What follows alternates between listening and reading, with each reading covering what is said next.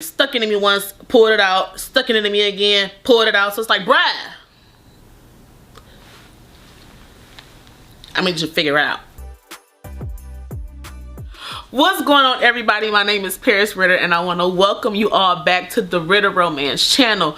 If you are new here, please make sure that you subscribe, like, and comment on the video. And if you are already we haven't figured out what we're going to call you guys, but if you are already a subscriber, thank you so much for returning.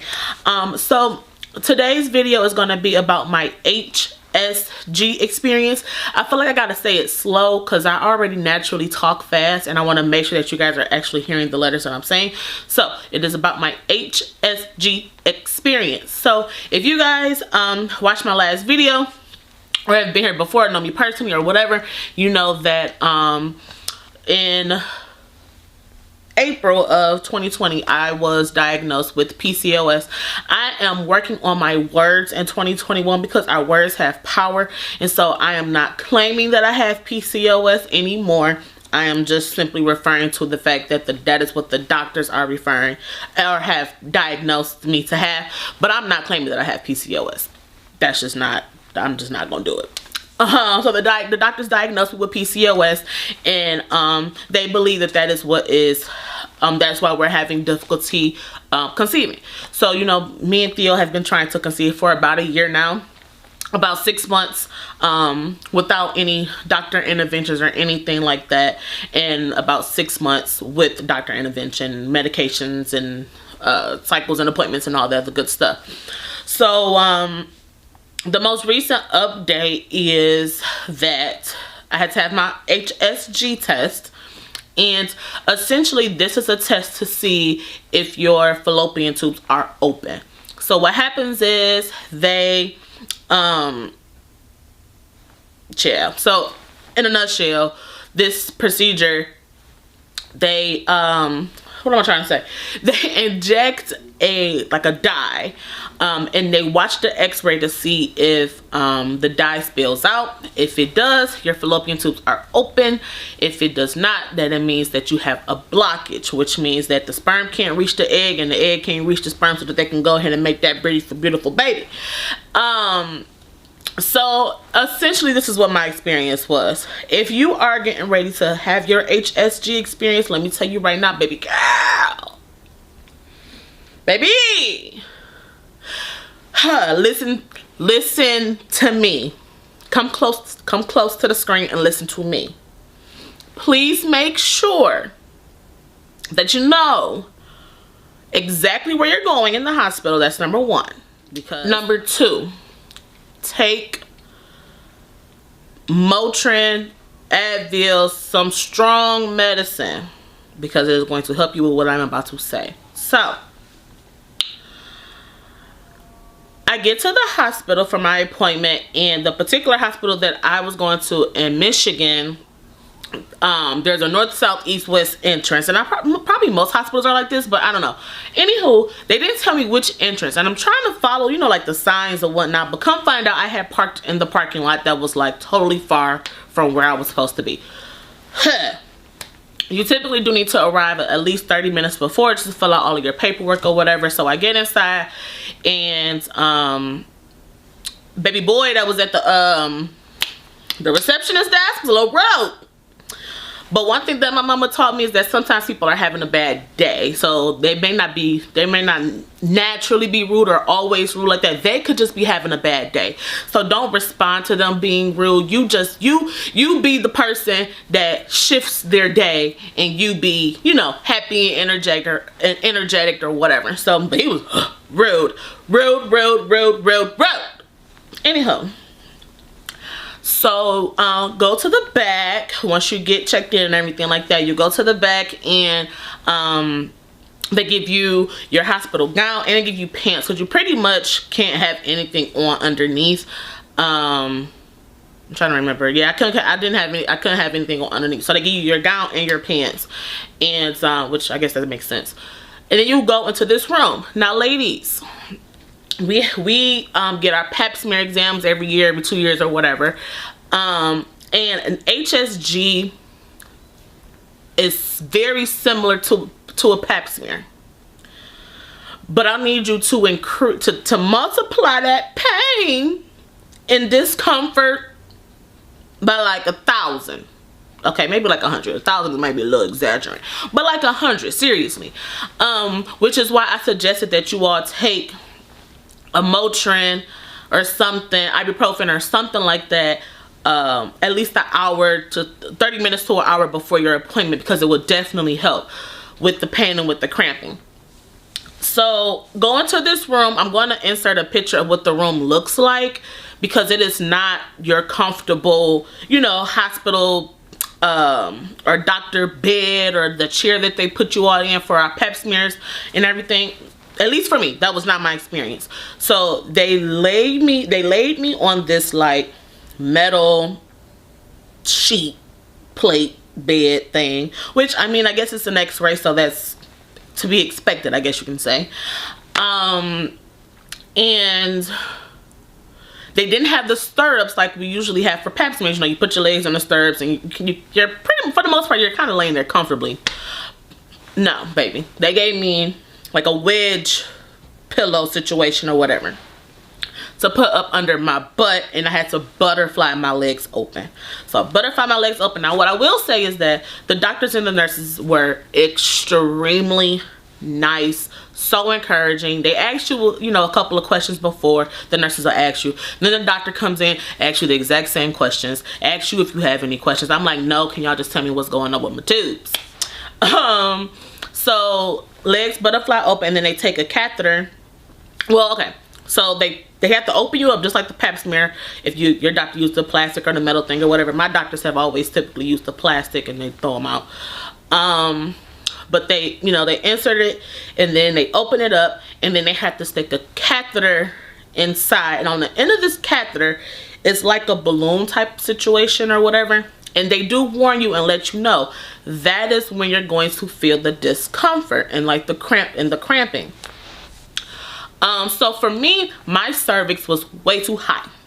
It was way too high, so the doctors were having a very hard time being able to get the catheter inside because my cervix was way too high that day. So I'm like, y'all need to come back, because y'all doing a whole lot of playing down below, and the only person I need playing that long down there is my OB and my hubby. That's it, okay? So I'm gonna need y'all to figure it out so I can go home. The nurses are like, and I seriously asked them, like, do I need to reschedule and come back? And the nurses are sitting there rubbing my hand and, you know, squeezing my hand and whatnot, and they're like, no, it's okay, the doctors, they're gonna figure it out. Like, promise you, they're gonna figure it out. They did. So they essentially had to use a whole new catheter. So they just kept, you know, the doctor kept saying your cervix is way too high. I had to use a different catheter. This is after he had already, you know, the original catheter had already stuck it in me once, pulled it out, stuck it into me again, pulled it out. So it's like, bruh, I mean, just figure it out. Figure it out, because you're causing me a lot of pain, okay? So he eventually figured it out. And so now they got the catheter inside. They blow up the balloon, and literally, oh my goodness, I don't get cramps on my menstrual. So I have not had cramps. I told y'all that in my last video. I have not had cramps since high school, maybe like first 2 years of college. I have not had cramps. So to feel cramps again, I was just like, I don't like this. It was very uncomfortable. So to know the pain that I was in, and I took Motrin, like 800 milligrams of, I took about 800 milligrams of ibuprofen, like 30 minutes to an hour before I went. I can only imagine what that pain would have felt like had I not. So this is why I suggest pop a pill. Take you some medicine before you go, because it will help so much with the pain.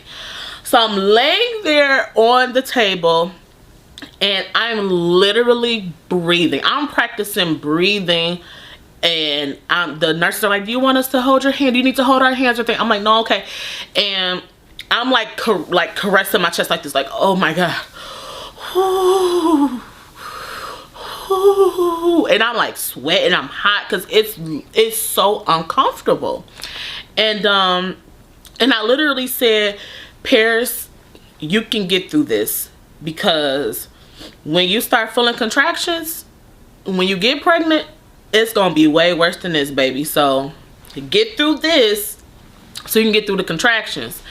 And the nurses are like cracking up. They're like, well, we've never heard anyone with that perspective before, but you're absolutely right. The contractions are going to be way worse. And I'm like, I don't need y'all laughing and participating in the conversation, but it was nice, like nice as far as like to just kind of take my mind off the current pain and just understand what the end goal was. The end goal is to get pregnant. So if this is what it takes, this is what it takes. This is what we have to do. And it really doesn't take that long. It really doesn't take that long. It really only takes about 5 minutes. Now, I was probably in there about 30 minutes just because, like I said, they were having difficulties with the catheter and my cervix. But it really only takes about 5 minutes. So it's hard to know if your cervix is going to be high or low, like beforehand, I guess. So, but if you kind of know how your body operates and if it's on a schedule like that, I will make sure that you schedule it, you know, around that time. But you have to schedule it, I think the first day of your cycle, and then it has to be like 7 days after your cycle when you have the procedure, and you can't have sex for 24 to 48 hours after. Just keep that in mind as well. Now, they do tell you pretty much right away what they think, so you don't have to play the waiting game of waiting for your doctor to call you back and all that stuff. So they pretty much can tell you right away. You're looking at the x-rays, and come to find out that one of my tubes do seem to be blocked. They were a little unsure. They wanted to look at the actual x-ray pictures and all that a little more closely because my cervix was so high. They weren't sure if maybe the dye that they inject just you know, it's just hard to tell right on the monitor right away or what have you. So they were kind of guessing, but they were like, but we will definitely follow up with you. Basically, if you hear back from us, then yes, you do have one blocked tube, but if you don't hear back from us, then you're fine. No, yeah, they basically that you're fine. So that was pretty much the experience. Like I said, it's a very quick procedure, and the results came back that my doctor did end up calling me back, and I do have one blocked tube. So, and after doing some research, because y'all know I stay on the Google or Schmoogler, so I did do some research, and the reasons why the doctors call me back is not just because they say, because remember, I'm working on my words, not because they say that I have a blocked tube, but because of how they see or believe that it's blocked. So you're and I am in no way, shape, or form a doctor. This is just what I kind of like gathered in my own research, so my words and things that I'm saying could be a little bit off, so I will always encourage you all to talk to your doctor. But one of my tubes, the tube that the doctors believe is blocked distally, which means that it's blocked in a way that the only way to unblock it is through surgery. Baby ain't here to be getting cut up on unnecessarily. I've never had surgery. Honestly, a pap smear is about the closest thing, and that HSG test is about the closest thing to surgery that I've ever had. I've never had to get cut up on or anything like that. And unless I have to have a C-section for my baby, I don't plan to have to get cut on or nothing like that no time soon. So, they did tell me that. But you can unblock your fallopian tubes naturally or with medications or anything like that. But just in my case, because of how it's blocked, which is distally, it means that there's the only way to unblock it is through surgery, so they say.